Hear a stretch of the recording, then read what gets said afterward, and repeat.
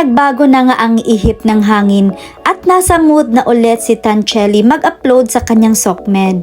At sa pinaka-latest niyang post tungkol kay Baby Tali na may caption na, "Pangarap ka lang anak, grateful ako kay Lord for your life.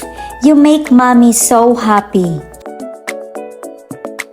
Sunod-sunod na ang pagbabahagi ni Tanch ng mga larawan at video na kasama si Baby Tali at Davi.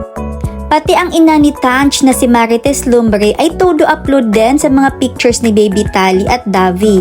Ayon naman sa iba, si Baby Tali ang alas nila para muling subaybayan ng mga netizens. Kung matatandaan natin na ilang buwan ding walang update kay Baby Tali simula nang dinala ito sa Amerika, siguro ay sinusulit mo na ni Tanch ang pagkakataon dahil matagal din itong nahiwalay kay Baby Tali.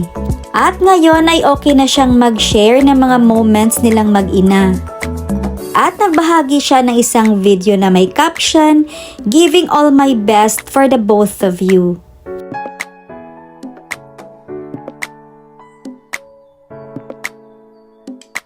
Marami din ang nakamiss kay Tanch at dalangin ng lahat na tuloy-tuloy na ang kaligayahan sa buhay na pinili niya.